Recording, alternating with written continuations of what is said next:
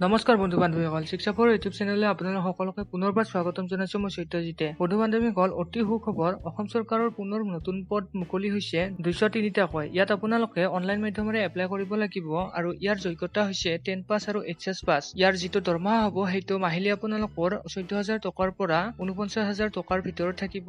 তো ভিডিঅ'টো মই খুব কম সময়ৰ ভিতৰতে আপোনালোকক সকলোবোৰ ডিটেইলছ দি দিম, গতিকে ভিডিঅ'টো শেষলৈ চাই থাকিব। তো বন্ধু বান্ধৱীসকল, এইটো হৈছে অফিচিয়েল এডভাৰটাইজমেণ্টটো আৰু এই ৰিক্ৰুইটমেণ্ট আহিছে অসম পুলিচৰ ফালৰ পৰা। আপোনালোকে অফিচিয়েল ৱেবছাইটত গৈ চাব পাৰে, SLPRB আসামত গৈ এইটো ৱেবছাইটত আপোনালোকে চাব পাৰে। এই এডভাৰটাইজটো প্ৰকাশ পাইছিল 12 জুন তাৰিখে। ইয়াত আপোনালোকে চাব পাৰে 203টাকৈ নতুন পদ মুকলি হৈছে, যিকেইটা পোষ্টৰ কাৰণে অনলাইন মাধ্যমেৰে এপ্লাই কৰিব লাগিব। 16 জুন তাৰিখৰ পৰা ষ্টাৰ্ট হ'ব আৰু যিটো লাষ্ট ডেট থাকিব 6 জুলাইলৈ। ইয়াত কোনো ধৰণৰ এপ্লিকেশ্যন ফিজ দিব নালাগে। ইয়াত চাব পাৰে আপোনালোকে প্ৰথমতে এছিষ্টেণ্ট ইন্সপেক্টৰ অফ এক্সাইজৰ ইয়াত পোষ্ট মুকলি হৈছে টোটেল 44টা আৰু দৰমহাটো 14,000 টকাৰ পৰা 49,000 টকালৈ হ'ব আৰু গ্ৰেড পে থাকিব 6,200 টকা। আৰু এইটো পোষ্টৰ বাবে আপোনালোকৰ এডুকেশ্যন কোৱালিফিকেশ্যন লাগিব হায়াৰ ছেকেণ্ডাৰী পাছ অৰ্থাৎ HS পাছ হ'লেই হ'ব। আৰু দ্বিতীয়তে আছে এক্সাইজ কনষ্টেবল। ইয়াত আপোনালোকে চাব পাৰে 159টা পদ আছে। এইকেইটা পোষ্টৰ কাৰণে আপোনালোকৰ এডুকেশ্যন কোৱালিফিকেশ্যন 10 পাছ হ'লেই হ'ব।